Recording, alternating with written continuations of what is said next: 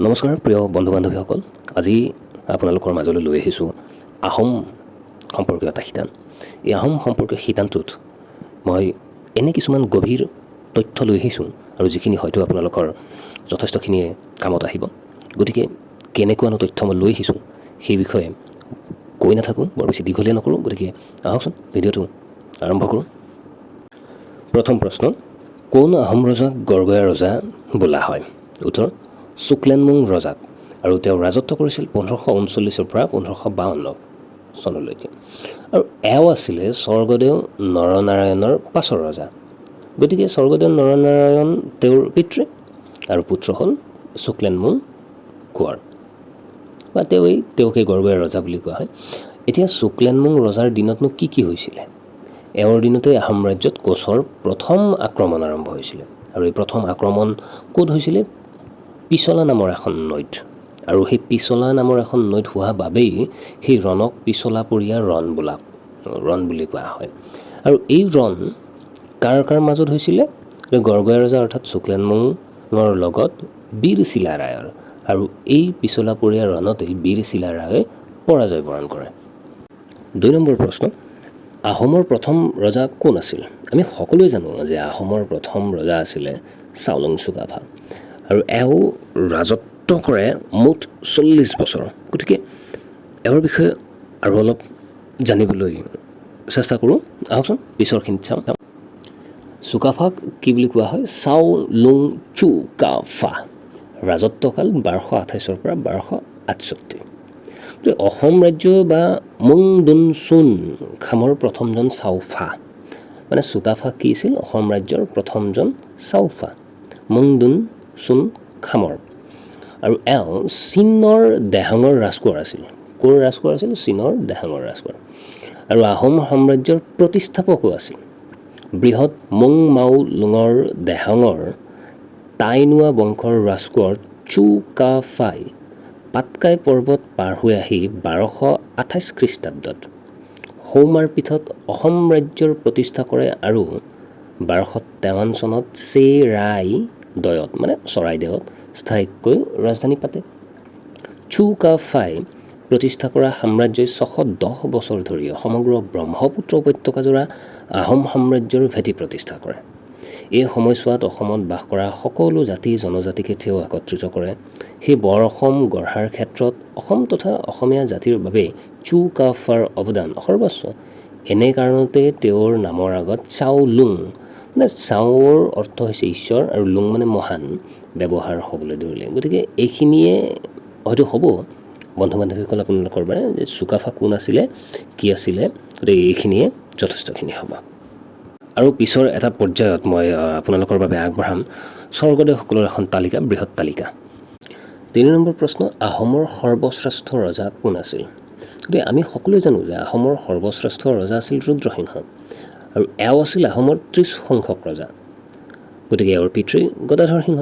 আৰু পিতৃ গদাধৰ সিংহৰ মৃত্যুৰ পাছত 1696 চনত ৰুদ্ৰসিংহই সিংহাসনত বহে। ৰুদ্ৰসিংহই বৈৰাগী নামৰ এটা খেল সৃষ্টি কৰিছিল, মানে তেওঁ সিংহাসনত বহিয়ে এটা খেলৰ সৃষ্টি কৰিছিল আৰু সেইটো আছিল বৈৰাগী। তাৰপিছত তেওঁৰ ৰাজসভাত প্ৰধান ৰাজকবি হিচাপে আছিল চক্ৰৱৰ্তী, মানে কবিৰাজ চক্ৰৱৰ্তী। আৰু তেওঁ কৰিছিল শিৱসাগৰৰ 7মহলীয়া কাৰেংঘৰ আৰু তলাতল ঘৰৰ পূব অংশটো, মানে তেওঁ সজাইছিলে। তাৰপাছত ৰুদ্ৰসিংহই পোনপ্ৰথমে ৰংঘৰৰ বাকৰিত 7দিনীয়া মুকলি বিহু পাতিছিল। গতিকে এইটো পৰীক্ষাত আহিয়ে থাকে যে ৰংঘৰৰ বাকৰিত কোনে বিহু পালন কৰিছিল, মুকলি বিহু। গতিকে ৰুদ্ৰসিংহই আমি গমেই পালোঁ। আৰু ৰুদ্ৰসিংহৰ বাল্যকালৰ নাম আছিলে লাই। 1714 খ্ৰীষ্টাব্দত 8দিনীয়া নৰিয়াত পৰি ৰুদ্ৰসিংহৰ মৃত্যু হয়। মাতৃ সতী জয়মতীৰ স্মৃতি যুগমীয়া কৰি ৰাখিবলৈ জয়সাগৰ পুখুৰী খন্দাই আৰু জয়দৌল সাজে। তেওঁৰ দিনতেই ডিমৌৰ শিলৰ সাঁকো, নামদাঙৰ সাঁকো, ৰংপুৰৰ ৰংনাথ শিৱদৌল, ফাকুৱা দৌল আদি নিৰ্মাণ কৰা হয়। আৰু মেটেকাৰ আলি, খৰিকটীয়া আলিও তেওঁৰ দিনতে নিৰ্মাণ কৰা হয়। অৰ্থাৎ ৰুদ্ৰসিংহই জয়মতীৰ স্মৃতি যুগমীয়া কৰি ৰাখিবলৈ জয়সাগৰ পুখুৰী খন্দাই, জয়দৌল সাজে, দিনতেই তেওঁৰ দিনতে ডিমৌৰ শিলৰ সাঁকো সাজে, নামদাঙৰ সাঁকো, ৰংপুৰৰ ৰংনাথ শিৱদৌল, ফাকুৱা দৌল ইত্যাদি নিৰ্মাণ কৰে। তাৰ পাছত আলি হিচাপে মেটেকাৰ আলি আৰু খৰিকটীয়া আলিও নিৰ্মাণ কৰে। 4 নম্বৰ প্ৰশ্ন, শিঙৰি ঘৰত উঠা ৰীতি কাৰ দিনত পালন কৰা হয়? আৰু এই শিঙৰি ঘৰত উঠাৰ ৰীতিটো পালন কৰা হয় বামুণী কোঁৱৰৰ দিনত। আৰু বামুণী কোঁৱৰৰ আহোম নামটো আছিল চুডাংফা। আৰু এওঁৰ নাম বামুণী কোঁৱৰ কিয় হয়? কিয়নো এওঁ জন্মতে ব্ৰাহ্মণৰ আছিল, ব্ৰাহ্মণৰ ঘৰত ডাঙৰ দীঘল হৈছিলে, গতিকে বামুণী কোঁৱৰ বুলি সেই সূত্ৰৰ পৰা জনা যায়।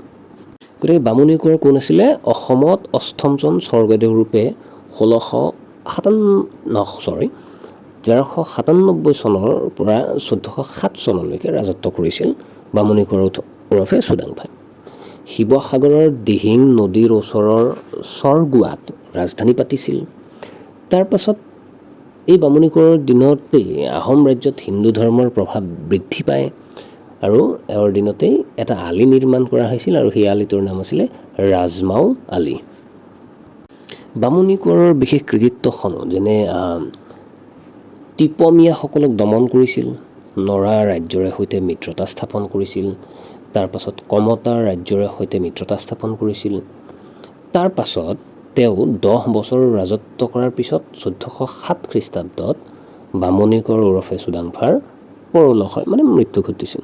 গতিকে বিশেষ কৃতিত্ব হয়তো পৰীক্ষাত আহেই, বেছিভাগ সময়ত দেখা পোৱা যায় যে কোনজন আহোম ৰজাই টিপমীয়াসকলক দমন কৰিছিল। গতিকে এই ভিডিঅ'টো চালেই মোৰ চাই থকা বন্ধু বান্ধৱীসকলে যথেষ্ট উপকৃত হ'ব বুলি মই ভাবোঁ। গতিকে আহকচোন নেক্সট প্ৰশ্নটোলৈকে যাওঁ। 5 নম্বৰ প্ৰশ্ন, কোন দুজনা আহোম ৰজাৰ ৰাজ অভিষেক পালন কৰা হোৱা নাছিল? একদম মানে এটা আহিত থকা প্ৰশ্ন। এইটো কোন দুজন ৰজাৰ ৰাজ অভিষেক হোৱা নাছিলে? 1 নম্বৰ কমলেশ্বৰ সিংহ আৰু চন্দ্ৰকান্ত সিংহ। গতিকে কেতিয়াবা পৰীক্ষাত এনেকৈ আহে যে কাৰ উপদেশ মতে কমলেশ্বৰ সিংহ আৰু চন্দ্ৰকান্ত সিংহৰ ৰাজ অভিষেক কৰা হোৱা নাছিলে? উত্তৰটো তেতিয়া হ'ব পূৰ্ণানন্দ বুঢ়াগোহাঁইৰ উপদেশ মতে। 6 নম্বৰ প্ৰশ্ন, ৰাজত্বকালত মৃত্যু হোৱা ৰজাক ক'ত সমাধিস্থ কৰা হৈছিল? আমি সকলোৱে জানো, কিন্তু তথাপিতো কেতিয়াবা খেলি মেলি হৈ যায়। আৰু ৰাজত্বকালত মৃত্যু হোৱা ৰজাক সমাধিস্থ কৰা হৈছিল মৈদামত। এটা অত্যন্ত প্ৰয়োজনীয় প্ৰশ্ন, আহোমৰ বুঢ়া ৰজা কোন আছিলে? আহোমৰ বুঢ়া ৰজাৰ নাম আছিলে প্ৰতাপ সিংহ। তেওঁক কি বুলি কোৱা হয়? লাঙি গোহাঁই বুলিও কোৱা হয়। আৰু লাঙি গোহাঁইয়ে আহোম নাম লৈছিল চুচেংফা। মানে প্ৰতাপ সিংহক বুঢ়া ৰজা বুলিও কয়, লাঙি গোহাঁই বুলিও কয়, চুচেংফা বুলিও কয়। আৰু এওঁ কেইটামান পদবীৰ সৃষ্টি কৰিছিল। সেই পদবীকেইটা বৰবৰুৱা আৰু বৰফুকন নামে 2টা পদবীৰ সৃষ্টি কৰিছিল। তাৰ পাছত কাম কৰিছিল দুৰ্গা মূৰ্তিৰ প্ৰচলন, সেই এটা কাম কৰিছিল। তাৰ পাছত কৰিছিলে আহোম কছাৰীৰ সংঘৰ্ষ, তাত কছাৰীসকল পৰাস্ত হয়। তাৰ পাছত তেওঁৰ এটা বিশেষ কৃতিত্ব হ'ল পচা প্ৰথাৰ প্ৰৱৰ্তন। তাৰ পাছত আৰু এটা কৃতিত্ব হ'ল 12 ভূঞাসকলক দমন। তাৰ পাছত আৰু এটা কৃতিত্ব হ'ল ব্ৰাহ্মণ কটকীৰ নিযুক্তি। আৰু এনেদৰেই লাঙি গোহাঁই মানে বুঢ়া ৰজা, চুচেংফা মানে প্ৰতাপ সিংহৰ 1641 খ্ৰীষ্টাব্দত মৃত্যু হৈছিল। আৰু 1603 পৰা 1641 তেওঁ প্ৰায় 38 বছৰ আহোম ৰাজ্য শাসন কৰিছিল। 8 নম্বৰ প্ৰশ্নটো হ'ল সাতঘৰীয়া আহোম কোনে নাম দিয়ে? গতিকে সাতঘৰীয়া আহোম নাম দিছিলে চুবিনফাই। আৰু চুবিনফা হ'ল আহোমৰ 3য়জন ৰজা। আৰু এই চুবিনফাই ৰাজত্ব কৰিছিল 1281 পৰা 1293 চনলৈকে। আৰু কি কি কৰিছিল? এই সাতঘৰীয়া কিনো হয়? সেই সময়ত গঠন কৰা সাতঘৰীয়া আহোমৰ খেলসমূহ আছিল এনেকুৱা: 1 number Rajkonwar, 2 number Burhagohain, 3 number Borgohain, 4 number Deodhai, 5 number Mohan, 6 number Bailung আৰু 7 নম্বৰ চোমচিৰিং। তো আৰু এটা কাম কৰিছিল, কাম ঠিক নহয়, গতিকে এওঁৰ পিতৃ কোন আছিল বা কাৰ পুত্ৰ আছিলে? গতিকে এইটো হৈছে আহোমৰ যিজন দ্বিতীয় ৰজা চুতেউফা, সেই চুতেউফাৰ বৰপুত্ৰ আছিল চুবিনফাই, অৰ্থাৎ যিয়ে সাতঘৰীয়া আহোমৰ খেল সৃষ্টি কৰিছিল তেওঁ আছিল আহোমৰ 2য়জন ৰজা চুতেউফাৰ বৰপুত্ৰ। 9 নম্বৰ প্ৰশ্নটো হ'ল আহোমসকল কেতিয়া অসমলৈ আহিছিল? উত্তৰ, আহোমসকল 1228 খ্ৰীষ্টাব্দত মানে চনত আহিছিল, সকলোৱে জানে। তাৰপিছত 10 নম্বৰ প্ৰশ্নটো অসম বুৰঞ্জী সৰ্বপ্ৰথম কোন সম্প্ৰদায়ে লিখে? সকলোৱে জানো আহোমসকলে লিখে। গতিকে মই আপোনালোকৰ সুবিধাৰ বাবে কেইখনমান বুৰঞ্জী ইয়াৰ পাছৰ প্ৰশ্নটোত দিবলৈ চেষ্টা কৰিছোঁ। গতিকে মই ভাবোঁ বন্ধু বান্ধৱীসকল, যদি আপোনালোকে এই ভিডিঅ'টো মোৰ চাই আছে আৰু যদি উপকৃত হৈছোঁ বুলি ভাবিছে, তেন্তে কমেণ্ট এটা কৰি জনাবলৈ নাপাহৰিব আৰু লগতে লাইক কৰি দিব, ছাবস্ক্ৰাইব এটা কৰি দিব। আপোনালোকে সেইখিনি কথা জানেই, মইনো কি ক'ম। যদিহে ভাল লাগিছে এই ভিডিঅ'টো। এতিয়া আহক নেক্সট বুৰঞ্জী কেইখনৰ নামলৈকে। পুথিৰ নাম, লেখকসকল আৰু সংগ্ৰাহক। 1 নম্বৰ আছাম বুৰঞ্জী, আৰু আছাম বুৰঞ্জীখন লিখিছিলে হৰকান্ত বৰুৱাই। 2 নম্বৰ আছাম বুৰঞ্জীখন লিখিছিলে কাশীনাথ তামুলী ফুকনে। 3 নম্বৰত মই নম্বৰ হিচাপে ভগাই গৈছোঁ, মানে 1 নম্বৰ 2 নম্বৰ বুলি তেনেকুৱা কোনো কথা নাই, কিন্তু এনেই মই সুবিধাৰ বাবে দিছোঁ। আহোম বুৰঞ্জী লিখিছিলে গোলাপ চন্দ্ৰ বৰুৱাই। পুৰণি আছাম বুৰঞ্জী লিখিছিলে হেমচন্দ্ৰ গোস্বামীয়ে। তুংখুঙীয়া বুৰঞ্জী লিখিছিলে সূৰ্য কুমাৰ ভূঞাই। ত্ৰিপুৰা বুৰঞ্জী লিখিছিলে কন্দলী হয়, কুন্দলী, ক'ৰবাত কুন্দলী পাওঁ, ক'ৰবাত কন্দলী, ৰত্নকুন্দলী বা কন্দলী আৰু অৰ্জুন দাস বৈৰাগীয়ে। এইখন লিখিছিলে 1724 চনত। তাৰপাছত লিখিছিলে চকৰি ফেটি বুৰঞ্জী দ্বিতীয়খন, এইখন লিখিছিলে নগেন হাজৰিকাই 1990 চনত। আৰু অবৌৰঞ্জিক নামৰ আৰু এখন বুৰঞ্জী পুথি লিখিছিলে, এইখনো নগেন হাজৰিকাদেৱে লিখিছিল। 9 নম্বৰখন হ'ল অজগৰ বুৰঞ্জী, লিখিছিলে নগেন হাজৰিকাই 1996 চনত। 2 নম্বৰ মাটি ফেটি বুৰঞ্জী লিখিছিলে নগেন হাজৰিকাই। তাৰ পাছত লিখিছিলে the Buranji historical literature of Assam, a critical survey, Leela Gogoi লিখিছিল। তাৰপিছত এখন লিখিছিলে তুংখুঙীয়া বুৰঞ্জী, শ্ৰীনাথ দুৱৰা বেজবৰুৱাই। এখন লিখিছিলে জীৱন বুৰঞ্জী, নগেন হাজৰিকাই 1990 চনত। এখন লিখিছিলে কালফেটি বুৰঞ্জী, নগেন হাজৰিকাই লিখা 1993 চনত। আৰু এখন লিখিছিলে আহোম সভাৰ খুচুৰা বুৰঞ্জী, নগেন হাজৰিকাই লিখা 1994 চনত। আৰু এখন আছিলে আহোমৰ সংস্কৃতিৰ বুৰঞ্জী, এইখনো নগেন হাজৰিকাই লিখা 1996 চনত।